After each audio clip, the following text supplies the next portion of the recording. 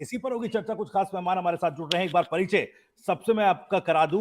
अनिल सरीन साहब बीजेपी से हमारे साथ हैं। अनिल सरीन साहब, मैं आपके पास आ रहा हूं। पहला रिएक्शन सर, सरकार ये कह रही है, देखिए भ्रष्टाचार पर आम आदमी पार्टी की सरकार, भगवंत मान की सरकार पंजाब में जीरो टॉलरेंस की नीति पर काम कर रही है और उसमें ये जो आदेश है एक बड़ा संदेश भी है। सबसे पहली बात तो ये है कि भारतीय जनता पार्टी हमेशा करप्शन के खिलाफ जीरो टॉलरेंस पर रही है और करप्शन किसी भी स्तर का हो वो बर्दाश्त नहीं किया जा सकता और we are committed to that ji. लेकिन अब पंजाब की स्थिति है, आज जिस असमंजस की स्थिति में पंजाब है, पूरा सरकारी अमला जो है स्ट्राइक पर है और पूरी प्रशासन व्यवस्था चरमरा कर रह गई है। उसमें भ्रष्टाचार के खिलाफ मान सरकार कोई भी कदम उठाएगी, भारतीय जनता पार्टी उनका सहयोग करेगी। ये मैं बहुत स्पष्ट शब्दों में कह रहा हूं ताकि किसी बाद में मेरी बात का कोई अन्य अर्थ ना निकाला जाए। मैं बहुत स्पष्ट शब्दों में कह रहा हूं कि भ्रष्टाचार के खिलाफ मान सरकार कोई भी कदम उठाएगी, हम उसका समर्थन करेंगे जी। लेकिन वो कदम ईमानदारी से उठना चाहिए जी। ये जो आदेश आज मुख्यमंत्री ने जारी किया। त्यागी जी मैं आ रहा हूं, मुझे थोड़ा सा समय दे दीजिए। मैं पूरा, क्योंकि ये एक ऐसा डेलिकेट इशू है, नहीं तो इसका अर्थ का अनर्थ हो जाता है, तो मुझे बात पूरी करने दीजिए। पहली बात, भारतीय जनता पार्टी ने स्पष्ट कर दी कि करप्शन के खिलाफ Bharatiya Janata party zero tolerance पे है। दूसरी चीज आती है एक्शन करने की। देखिए, देश में एक कानून है, अगर आपने भ्रष्ट कर्मचारियों के खिलाफ एक्शन भी लेना है तो उसका एक प्रक्रिया है जी, हमें उसको फॉलो करना पड़ेगा। अगर हम उस प्रक्रिया को फॉलो नहीं करेंगे तो कोर्ट ऑफ द लॉ में अल्टीमेटली जाकर वो केस जो है ड्रॉप हो जाता है या उसकी एग्जीक्यूशन नहीं हो पाती, कन्विक्शन नहीं हो पाती। क्यों? क्योंकि आपने प्रोसीजर फॉलो नहीं किया। अब प्रिवेंशन ऑफ करप्शन एक्ट में बड़े सीधा सीधा लिखा हुआ है कि that prior permission sanction should be taken for any action against the public servant, that is a state civil services और द आईएएस अथॉरिटीज। अब यहां पर समस्या आई है, भ्रष्टाचार के खिलाफ मान सरकार काम करे, हम उसके साथ हैं, लेकिन प्रोसीजर तो आपको फॉलो करना पड़ेगा ना। आप क्यों प्रोसीजर फॉलो नहीं करते? क्यों टीआरपी के पीछे भागते हैं? सवाल तो इतना है, अगर आप पब्लिसिटी के पीछे भागेंगे, टीआरपी के पीछे भागेंगे, तो प्रोसीजर क्यों नहीं फॉलो करते? आप प्रोसीजर फॉलो कीजिए। कोई भी भ्रष्टाचार करता है उसको टांगिए, सख्त सजा होनी चाहिए, हम इसके साथ हैं। लेकिन आपको कानून तो मानना पड़ेगा। देश का कानून है, देश की कानून व्यवस्था है, उसका तो पालन करना पड़ेगा। अब इस केस में क्या हुआ, चाहे वो आईएएस अधिकारी का इशू है और चाहे ये पीसीएस का इशू है, इन दोनों केसेस में इन्होंने prior sanction of the sanctioning authority जो है वो नहीं ली गई। और यही बात जो है पीसीएस ऑफिसर्स या जो आईएएस ऑफिसर, आज केवल पीसीएस ऑफिसर्स स्ट्राइक पे नहीं है, entire IAS lobby, entire PCS lobby, entire revenue lobby, entire excise lobby, entire taxation lobby, मतलब ये सभी ऑफिसर्स जो है, पूरे का पूरा जो है प्रशासन तंत्र जो है इस समय स्ट्राइक पर है, जिससे आम जनता को बहुत भारी तकलीफ हो रही है। अगर ये भ्रष्टाचार के खिलाफ एक्शन करते तो सही रहता, लेकिन तरीके से करते, जो एक ले डाउन प्रोसीजर है उसके हिसाब से करते, तो ये समस्या ना आती। कारण क्या है कि ये केवल और केवल पब्लिसिटी के पीछे भागते। एकदम से एक्शन करो यार, सुबह टीआरपी बनेगी, न्यूज बनेगी, देखो हमने ये कर दिया। करिए, भ्रष्टाचार के खिलाफ एक्शन कीजिए। जनता भी चाहती है, हम भी चाहते हैं, लेकिन प्रोसीजर तो फॉलो कर लीजिए ना। अब इसमें एक चीज और है, अब ये कहते हैं हम भ्रष्टाचार के ऊपर जीरो टॉलरेंस है। मैं आपसे पूछना चाहता हूं, क्या जब आपके मंत्री भ्रष्टाचार करते हैं, आपके विधायक भ्रष्टाचार करते हैं, तब आप कहां जाते हैं? सरारी को सस्पेंड करने के लिए, मंत्रिमंडल से निकालने के लिए 4 महीने क्यों लगा दिए? आप 2 घंटे में सैंक्शन तो नहीं ले सकते आईएएस और पीसीएस ऑफिसर्स के इशू के ऊपर, उसको आपको इमीडिएट एक्शन करना है। 4 महीने से सरारी, इनके भोजा सिंह सरारी जो मंत्री थे, उनकी ऑडियो टेप पब्लिक डोमेन में रही, इन्होंने एक्शन नहीं लिया। क्यों दोहरा मापदंड है आपका? आपने विजय सिंगला को, अपने हेल्थ मिनिस्टर जो थे, उनको निकाला, उनको ऑडियो टेप पब्लिक डोमेन में क्यों नहीं लाए? क्यों एफआईआर का पार्ट नहीं है? क्यों प्रोसीडिंग का पार्ट नहीं है, जिसके बेस के ऊपर आपने उनको निकाला?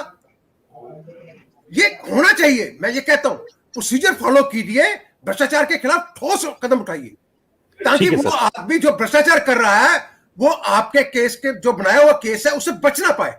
अगर सजा नहीं होगी तो ये एक फुटाइल एक्सरसाइज हो जाएगी। आप करिए भ्रष्टाचार के खिलाफ, हम आपके साथ हैं, लेकिन रूल ऑफ द लॉ। जी ठीक है सर, ठीक है सरीन साहब, बिल्कुल जवाब दीजिएगा सर। और एक आप रिएक्ट करना चाह रहे हैं राजपुरा साहब जो बोल रहे हैं, लेकिन उसमें एक सवाल ये भी था कि रूल ऑफ लॉ की बात आपने की, भाई इस तरह का कौन सा रूल ऑफ लॉ जो भ्रष्ट अधिकारी हैं उनके लिए लागू होता है? प्राइमा फेसी एविडेंस मिलता है तो उसके बाद विजिलेंस को तो कोई और चीजें नहीं चाहिए होती, कार्रवाई आगे फिर होती है, विधि सम्मत कार्रवाई, और उसी तरह से हो रही है। हाँ, त्यागी जी, मैं जवाब देना चाहूंगा। बिल्कुल सही कहा राजपुरा जी ने कि चार्ज क्या बोले, छाननी भी क्या बोले। जो खुद भ्रष्ट है, कट्टर बेईमान है, वो कट्टर ईमानदारी की बात करते हैं। अभी सतेंद्र जैन जी का इन्होंने किया, अरे भाई उसके घर से रिकवरी हो गई, पकड़े गए, पैसे पकड़े गए, डायमंड्स पकड़े गए, करोड़ों रुपए की सोना चांदी पकड़ा गया। अब आप कहते हैं बहुत ईमानदार है। अगर उसका 6 महीने से, आप कोर्ट को भी इसके लिए दोषी ठहराएंगे, लॉ ऑफ लैंड को भी दोषी ठहराएंगे कि उसको बेल नहीं मिल रही।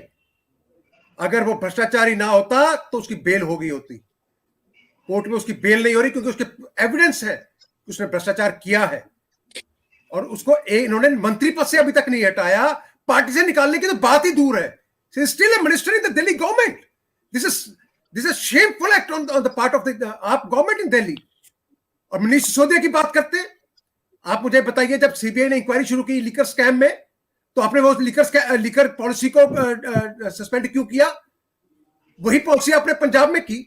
6% का किकबैक एस्टेब्लिश हो रहा है कि आपने 6% का किकबैक लिया, जब आपने होलसेलर का 2 से 12% का कमीशन किया, फिक्स कमीशन किया, 6% का किकबैक एस्टेब्लिश हो रहा है। इतने लोग उसमें पकड़े जा चुके हैं और मनीष सिसोदिया की इन्वॉल्वमेंट उसमें सीधी सामने आ रही है। रूल ऑफ, यही मैं कह रहा हूं, लॉ का है, उसको प्रोसीजर को फॉलो करना होगा। इसीलिए अभी तक मनीष सिसोदिया अरेस्ट नहीं हुए, कोई प्रोसीजर चल रहा है, उनकी इंक्वायरी प्रॉपर चल रही है। जिसको इंक्वायरी कंप्लीट हो जाएगी वो उसके दोषी ठहराए जाएंगे। उसके बाद अब पंजाब की बात करते हैं। अभी तो कहते हैं, ये मेरे मित्र भी यहां बैठे, कहते हैं जी जब भ्रष्टाचार कर रहे थे तो उसको इमीडिएटली एक्शन होना चाहिए। बिल्कुल होना चाहिए। मैं कहता हूं भारतीय जनता पार्टी चाहती है कि भ्रष्टाचार के खिलाफ सख्त से सख्त एक्शन करे, लेकिन दोगुली नीति ना करे। 4 महीने सरारी के इस्तीफे के लिए क्यों लगाया आपने? अभी भी उसके खिलाफ एफआईआर क्यों दर्ज नहीं की? जी। आपका मंत्री है ना, क्यों नहीं एफआईआर दर्ज की उसको? क्यों नहीं आपने आम आदमी पार्टी से निकाला? विजय सिंगला के खिलाफ आपने एफआईआर दर्ज की, उसका एविडेंस अभी तक कोर्ट में सबमिट नहीं किया, इन्वेस्टिगेशन में सबमिट नहीं किया ताकि वो बरी हो जाए। उसको अभी तक आपने पार्टी से नहीं निकाला, उसका इस्तीफा अभी तक नहीं लिया, और आपकी मीटिंग्स में वो हर मीटिंग में पार्टिसिपेट करता है। ये दोगली नीति नहीं आम आदमी पार्टी तो क्या है? सवाल तो ये है कि अगर आप भ्रष्टाचार के खिलाफ लड़ना चाहते हैं, पूरा पंजाब आपके साथ है, लेकिन ईमानदारी से लड़िए। ये दोगली नीति और टीआरपी का चक्कर छोड़िए। पंजाब की जनता ही नहीं, पूरा देश भ्रष्टाचार से ग्रस्त है और सभी चाहते हैं कि भ्रष्टाचार खत्म होना चाहिए। भारतीय जनता पार्टी केंद्र में ये करके दिखाया है। हम चाहते हैं पंजाब में भ्रष्टाचार खत्म हो, लेकिन उसके लिए ये जरूरी है कि भ्रष्टाचार खत्म करने में भी ईमानदारी हो। अगर भ्रष्टाचार खत्म करने में भी आपकी बेईमानी होगी तो भ्रष्टाचार खत्म नहीं होगा, केवल एक पब्लिसिटी स्टंट होगा, और ये कल को जिन ऑफिसर्स को आप पकड़ रहे हैं ये बरी हो जाएंगे। मेरा सिर्फ इतना मानना है, जिनको पकड़ो, जिनके ऊपर केस बनाओ, ठोस केस बनाओ, ताकि वो बरी ना हो और एक एग्जाम्पल सेट हो कि अगर भ्रष्टाचार कोई करता है तो उसका ये हाल होता है देश के कानून। मेरी सिर्फ इतनी प्रार्थना है। ठीक है सर, आपकी बात आ गई। और आपसे एक minute, I have to go to some other channel. May I? Okay, sir. You permit me? बिल्कुल सर। अनिल सरीन साहब, बहुत बहुत शुक्रिया, आपने हमारे लिए वक्त निकाला। बहुत बहुत शुक्रिया आपका। आरबी उपाध्याय साहब, मैं आपके पास आ रहा हूँ। वही सवाल है, आ रहा हूँ सर। दलेर साहब, मैं आऊंगा। त्यागी जी साहब को बोलो कि जाते जाते बात तो सुन लो। हाँ, बोलिए दलेर साहब। ठीक है, बोलिए। अनिल सरीन साहब एक सेकंड कुछ कहना चाह रहे हैं। जी दलेर साहब, हुक्म कीजिए। हाँ, मैं बस कर दूं, जवाब दे रहे हैं। भारतीय जनता पार्टी में अगर किसी और पार्टी से कोई व्यक्ति आता है, उसके ऊपर कोई भी भ्रष्टाचार का आरोप लगता है या है, तो भारतीय जनता पार्टी उसको किसी भी तरह की प्रोटेक्शन ना देती है, ना देगी। कानून अपना काम करेगा। रही बात, आप कहते हैं कि वो पिछले मिनिस्टर्स की सीबीआई इंक्वायरी कर लीजिए, मेरे भाई, आप अच्छी तरह जानते हैं, आप प्रेसिडेंट हैं करप्शन के अगेंस्ट जो आपका संस्था है, लेकिन आपको ये भी जानते होंगे कि सीबीआई की इंक्वायरी स्टेट गवर्नमेंट रिकमेंड करती है स्टेट इश्यूज के ऊपर।